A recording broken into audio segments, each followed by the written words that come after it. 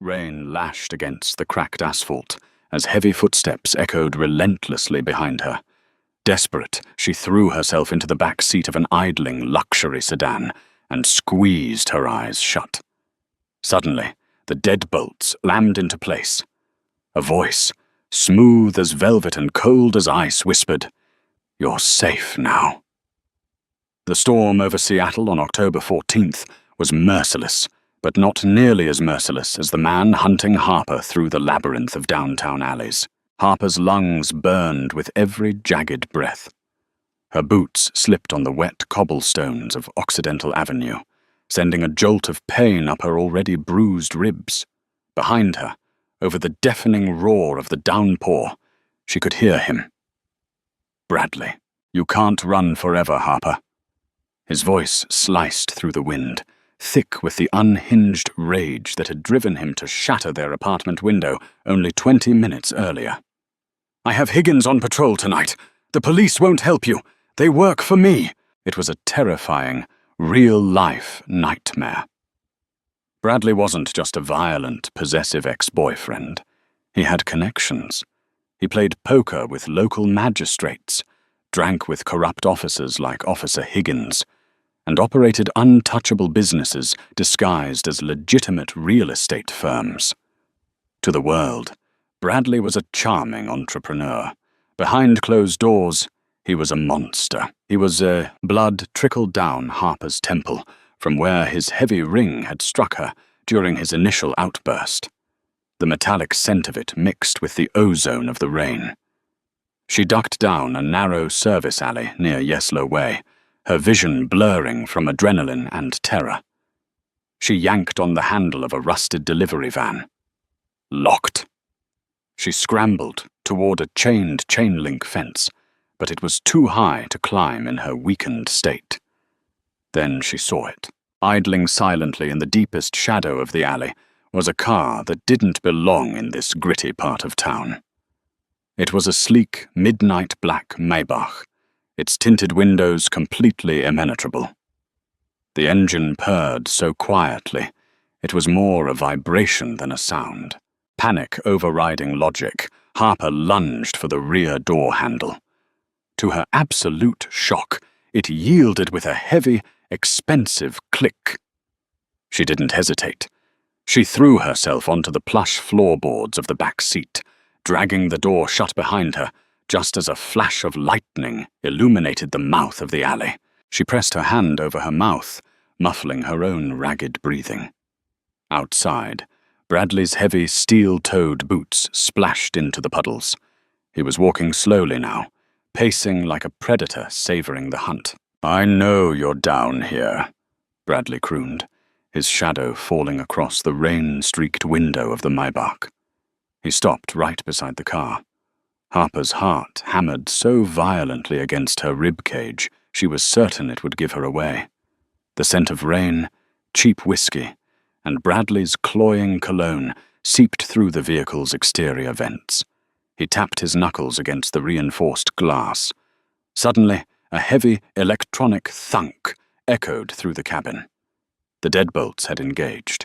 Bradley cursed, startled by the sudden noise, and took a step back, kicking a nearby trash can, before turning on his heel and storming back toward the main street. Harper let out a trembling exhale, her entire body shaking. It was only then that she realized the front seat wasn't empty. "He is gone," a voice resonated through the dim cabin. Harper flinched, scrambling back against the leather seats. The voice was unlike anything she had ever heard.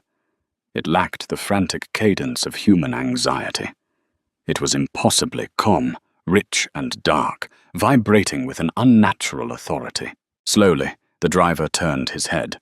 The faint amber glow from the dashboard illuminated his features, and for a second, Harper forgot to breathe. He was devastatingly handsome, with aristocratic cheekbones and skin as pale as carved alabaster. His hair was pitch black, swept back impeccably, but it was his eyes that pinned her in place. They were a striking, piercing silver, catching the low light like mirrors in the dark. Who are you?" Harper stammered, pulling her knees to her chest. "Please, just let me out when it's clear. I don't want any trouble." "You are bleeding," the man noted, ignoring her question. His gaze dropped to the cut on her hairline. For a microsecond, a flash of something dark and primal flared in his silver eyes, and the temperature inside the luxurious cabin seemed to plummet to freezing. Harper shivered, her breath pluming in the air. He reached into the breast pocket of his bespoke charcoal suit and extended a dark silk handkerchief over the center console. The initials DC were embroidered in silver thread in the corner. "Press this to your temple," he commanded gently. "And do not ask me to unlock these doors. If you step back into that rain, the man hunting you will finish what he started. In here you are safe now." "Why are you helping me?" Harper asked, her voice cracking as she took the silk cloth.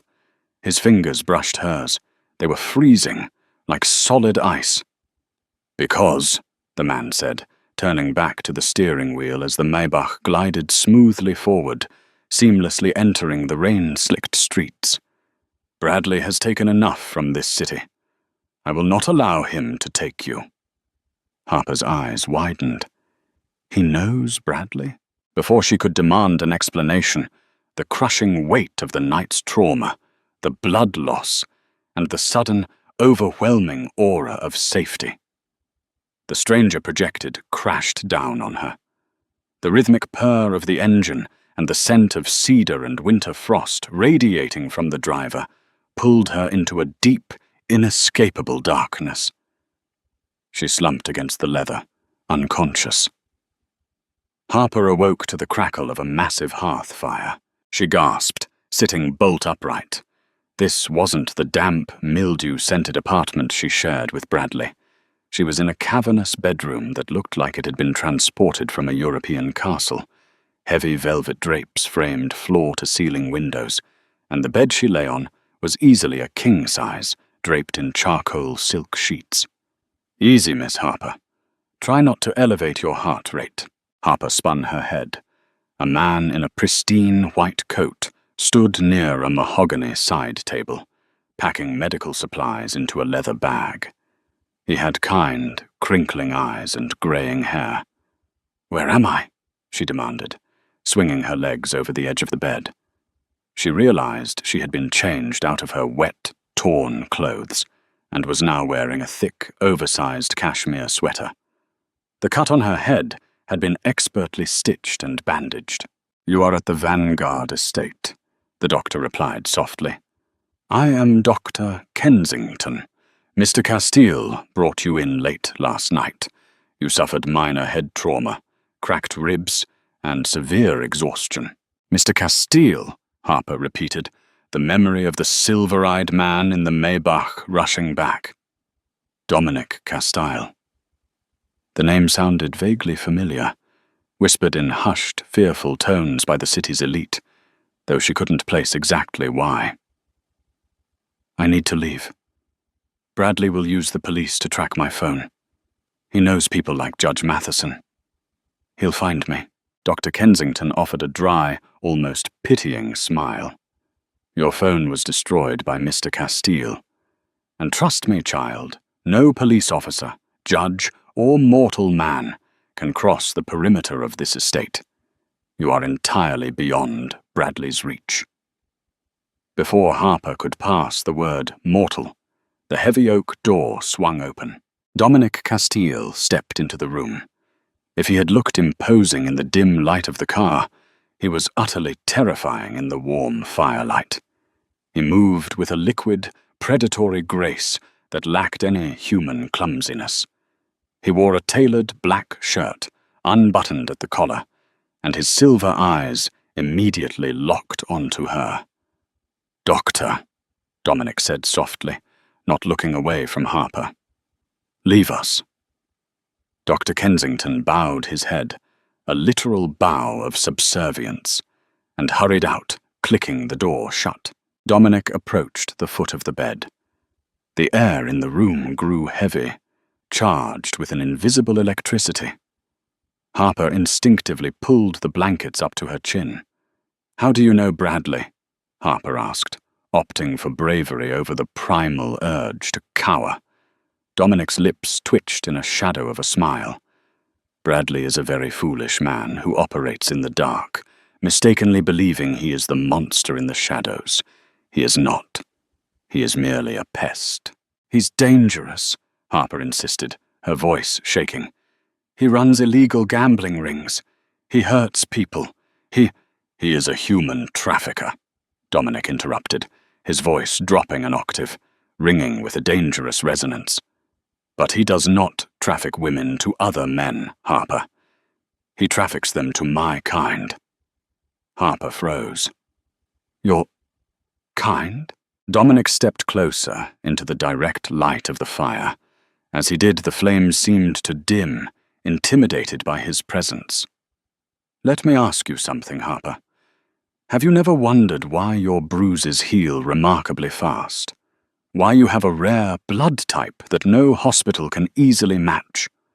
Or why Bradley kept you isolated, feeding you iron supplements, preventing you from drinking alcohol or caffeine, treating you less like a partner and more like a prized calf? Bile rose in Harper's throat. The iron pills, the forced diets, the way Bradley would sometimes bring strange, pale men to their apartment, men who stared at her neck and wrist with starved, hollow eyes, while Bradley counted thick stacks of cash in the kitchen. "Who are you?" she whispered, shrinking back. Dominic leaned over the bed. As he opened his mouth to speak, the firelight caught the unmistakable, terrifying gleam of elongated canines resting against his lower lip. "I am the Vampire King of the Pacific Northwest," Dominic stated, his voice a mesmerizing, hypnotic rumble that made Harper's pulse hammer in her throat. "For centuries, my syndicate has maintained order, ensuring our survival by living quietly among humanity. But recently, a rogue faction has fractured our peace. They purchase rare, potent vessels to gorge upon, breaking our sacred laws. Bradley is their chief supplier." Harper felt the room spin. Vampires, kings, blood vessels. It sounded insane, yet looking at the immortal, terrifying beauty of the man before her, her instinct screamed that every word was true. "And me?" she choked out. "Why me?" "Because, Harper." Dominic reached out, his freezing fingertips gently brushing a loose strand of hair behind her ear. The touch sent a violent shiver down her spine, a terrifying mix of fear and an electric, unexplainable draw. "Your bloodline carries a dormant, ancient antibody. To regular humans, it means nothing. To a vampire, a single drop of your blood is like drinking pure, unfiltered power. Bradley didn't want to marry you. He was auctioning you off to the highest bidder in the rogue faction. The transaction was meant to happen tonight." Tears welled in Harper's eyes as the horrifying truth shattered her reality. The man she had tried to love, the man she had feared, was merely a broker, preparing her for the slaughter. "Then why didn't you let them have me?" she asked, a tear slipping down her cheek. "Why put yourself in the middle of this?" Dominic's eyes darkened, the silver shifting to a deep, dangerous tempest. His thumb caught her tear, wiping it away with startling gentleness. "Because to defeat the rogue faction, I need the ultimate bait," he confessed, his honesty brutal and chilling. "And because, since the moment you bled in my car, my instincts have been screaming at me to keep you for myself." He stepped back, restoring the physical distance, though the psychological tension remained suffocating. "You are confined to this estate, Harper," Dominic declared, turning toward the door. "You will have every luxury. You will not be harmed by me or my court. But make no mistake, you are not a guest. You are my most valuable asset in a war You are only just beginning to understand." The heavy oak door clicked shut behind him, the deadbolts sliding into place with a sickeningly familiar sound. Harper was safe from Bradley, but as she stared out the window into the misty, impenetrable forests of the Cascade Mountains, she realized she had merely traded one monster for a much, much older one. For 3 weeks, the Vanguard estate became Harper's gilded cage. Nestled deep within the impenetrable fog-drenched forests of the Cascade Mountains, the sprawling Gothic mansion was a fortress of isolation and terrifying luxury. Outside, the endless Pacific Northwest rain battered the heavy leaded glass windows, but inside the air was perpetually warm, smelling of cedarwood, old paper, and a faint electric tang she now recognized as vampire magic. Harper was allowed to roam the vast, echoing corridors, though she was never truly alone. A hulking, silent guard named Sullivan followed her like a shadow, his eyes an unnatural, pale gold. Penelope, a maid who moved with the same fluid grace as Dominic, brought her meals of rich, iron-heavy meats and dark, leafy greens. Harper ate them without complaint, acutely aware that she was being fortified, prepared, and guarded. She saw Dominic Castile only in passing. He was a phantom in his own home, often sequestered in his sprawling library or leaving the estate in the dead of night. When they did cross paths, his silver eyes would track her with a smoldering, predatory intensity that made her breath hitch, but he kept his distance. It was as if he was fighting an invisible battle every time she entered the room. That distance shattered on a stormy Tuesday evening. Harper, restless and unable to sleep, had slipped out of her chambers and wandered down to the east wing. As she passed the heavy oak doors of the grand study, she heard voices, not the hushed, polite tones of the estate staff, but sharp, aggressive arguments. "You cannot seriously expect the local government to turn a blind eye, Dominic," a booming voice argued. Harper recognized it instantly from local news broadcasts. It was Mayor Harrison. The realization sent a chill down her spine. The mayor of Seattle was here, negotiating with a vampire. "I expect you to maintain the perimeter, Mayor," Dominic's voice replied, chillingly calm and cutting through the tension like a blade. "Your police force, specifically corrupt anomalies like Officer Higgins, have compromised the treaty. The rogue faction, led by Nathaniel, is mobilizing in the industrial district. They are using human trafficking as a front to farm rare bloodlines." "And Bradley?" another voice asked, trembling slightly. "Senator Caldwell. He was supposed to be a low-level broker. He was our informant." "Bradley is no longer your concern," Dominic stated coldly. "He overstepped. He brought a prime vessel into the open market, painting a target on my city. I will handle Nathaniel and his rogues. I only require you to ground all emergency flights out of Boeing Field tomorrow night and clear the police presence around the Overtake Symphony Center. The gala will proceed as planned." "A gala?"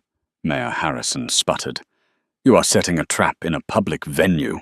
"It is the only way to draw Nathaniel into the open," Dominic said. "He is arrogant, and he wants what I possess." Harper gasped softly, stepping back. Her heel caught on the edge of the Persian rug, making a faint scuffing sound. In a fraction of a second, the heavy doors flew open. The political figures inside gasped as Dominic materialized in the doorway, staring down at Harper. His expression was thunderous, his jaw clenched tight enough to snap bone. "Meeting adjourned," Dominic commanded, without looking back at the terrified politicians. He stepped into the hallway, shutting the doors behind him, leaving him and Harper alone in the dimly lit corridor. "Spying is a dangerous habit for a human in a house full of predators," he murmured, stepping toward her. The space between them evaporated. He was so close she could feel the unnatural cold radiating from his chest, contrasting sharply with the terrifying heat building in her own veins. "You're using me as bait tomorrow night," Harper said, her voice shaking, though she refused to break eye contact. "At the Overtake Symphony Center, you're parading me in front of this Nathaniel person." "I am," Dominic admitted, his silver eyes flashing with a mix of fury and undeniable hunger. He reached up, his cool fingers wrapping gently around her jaw, tilting her head back. "Nathaniel knows I took you. He knows what runs in your veins. He will not be able to resist crashing the gala to claim you." "And what if he succeeds?" she whispered, a tear escaping her eye. "What if Bradley finds me during the chaos?" Dominic's thumb brushed the tear away, his touch suddenly incredibly tender. "Bradley is a ghost, and Nathaniel is a fool. I will not let them touch you, Harper. You are under my protection." "You are—" He stopped, swallowing hard as his gaze dropped to the steady, frantic pulse beating at her throat. His fangs elongated slightly, a physiological reaction he seemed desperate to suppress. "I am what, Dominic?" she challenged, her fear suddenly overwhelmed by an intoxicating, dangerous attraction. "Mine," he growled, the word tearing out of him. He closed the distance, pressing his lips to hers. The kiss was punishing, desperate, and cold, tasting of winter and ancient power. Harper gasped into his mouth, her hands instinctively rising to grip the lapels of his jacket. For a terrifying, beautiful moment, the monster and the man blurred into one, and Harper realized she was no longer a prisoner trying to escape.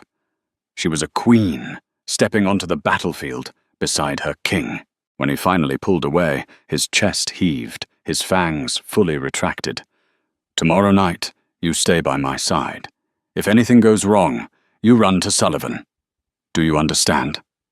Harper nodded breathlessly. The war was here, and she was the prize. The Overtake Symphony Center was a masterpiece of modern glass and historic brick, glittering under the Seattle skyline. That night, it was filled with the city's elite, ignorant of the supernatural war simmering beneath their designer suits and silk gowns. Harper stood at the top of the grand staircase, feeling like a goddess and a sacrifice all at once.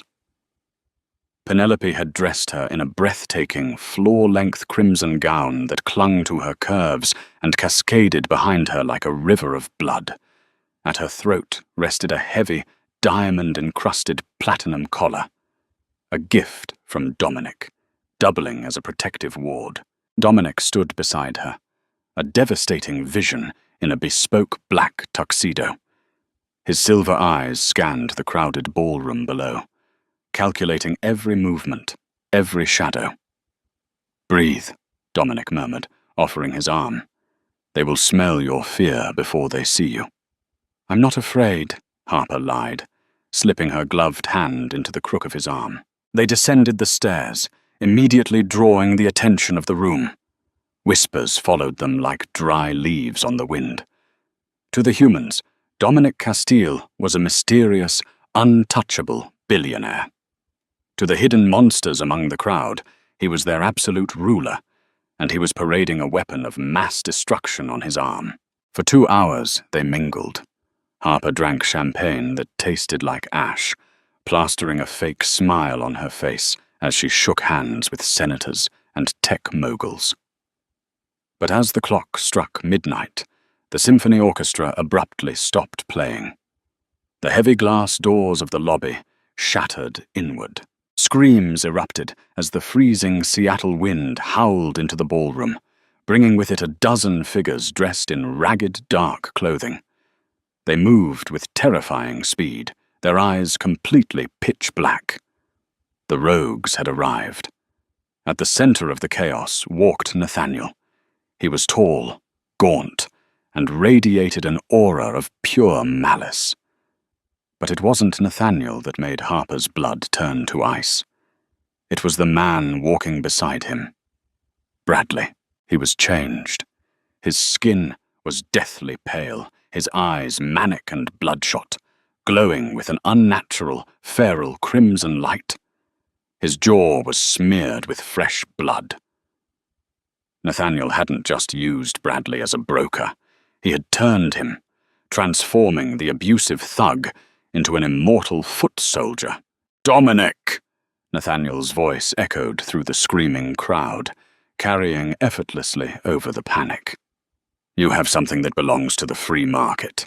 Hand over the girl, and we will let your pet politicians live." Dominic didn't flinch.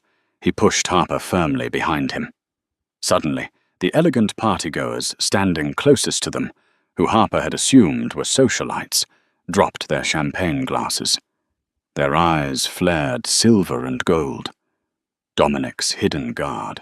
"You have violated my territory, Nathaniel." Dominic's voice boomed, resonant and filled with ancient authority. "Your existence ends tonight." The ballroom erupted into chaos.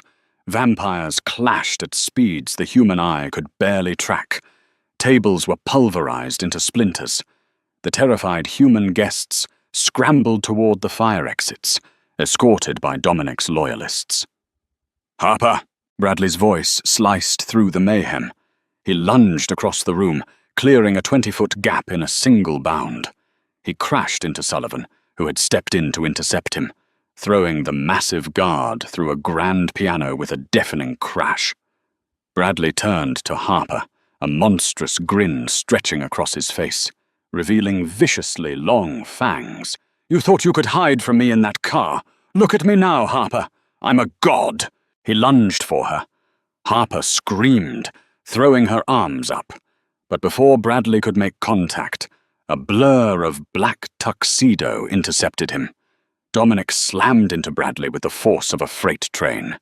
The two men crashed through a structural pillar, bringing down a shower of plaster and dust.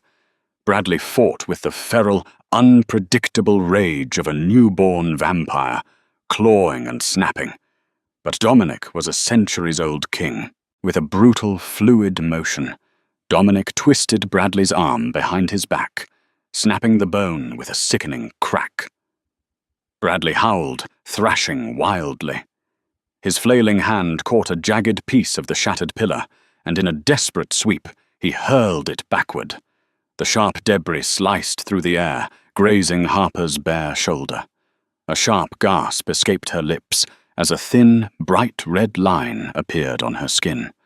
A single drop of blood welled up and slid down her collarbone. The effect was instantaneous and catastrophic.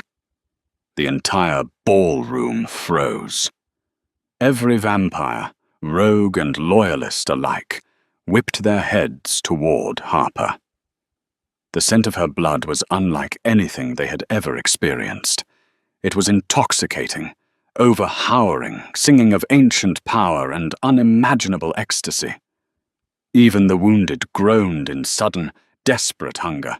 Nathaniel let out a guttural roar, abandoning his fight with two guards, and sprinted directly toward her, his eyes locked on her bleeding shoulder. Dominic's reaction was terrifying. A primal, earth-shattering snarl ripped from his chest. He didn't just execute Bradley, he annihilated him. With one brutal twist, he tore Bradley's head from his shoulders, ending her abuser's unnatural life in an instant. Dropping the remains, Dominic vanished from the spot, reappearing directly in front of Harper just as Nathaniel leaped. Dominic caught Nathaniel mid-air by the throat. The momentum carried them backward, but Dominic planted his feet, driving Nathaniel mercilessly into the marble floor. Without a word of negotiation, without a second of hesitation, Dominic plunged his fist directly into Nathaniel's chest, ripping out the rogue leader's heart. The remaining rogues, seeing their leader decimated and the king's wrath unleashed, broke and fled into the night. Silence descended on the ruined ballroom, save for the crackling of severed electrical wires. Dominic stood over Nathaniel's dust, his chest heaving, his hands coated in ash. He slowly turned toward Harper. His silver eyes were completely black now, overwhelmed by the maddening scent of her blood. He stalked toward her, every instinct of his predatory nature screaming at him to take what was his, to drink the power she offered. Harper didn't run. She stood tall amidst the wreckage, trembling, watching the monster approach. Dominic stopped inches from her. He reached out, his bloody hands hovering over her shoulders. He leaned in, his face buried in the crook of her neck, his nose hovering exactly over the bleeding cut. Harper felt the brush of his fangs against her skin. She closed her eyes, ready to accept whatever came next. But instead of a bite, she felt the impossibly soft, freezing touch of his lips. He kissed the wound, his saliva instantly sealing the cut, neutralizing the intoxicating scent. He pulled back, his eyes slowly returning to their brilliant, clear silver. The monster had receded. The man remained. "I told you," Dominic whispered, his voice thick with emotion as he pulled her into a crushing, protective embrace. "You are safe now, and you will be safe forever. Not as my asset, Harper, but as my queen." Harper buried her face in his chest, the final remnants of her old, terrified life burning away in the ashes of the ruined symphony hall. The hunt was over. She was exactly where she belonged. What a breathtaking finale. From surviving an abusive nightmare to ruling beside the vampire king of Seattle, Harper's journey is the ultimate dark romance redemption. Dominic proved his love was stronger than his hunger, but in the supernatural underworld, peace never lasts long. Did you love this intense, action-packed conclusion?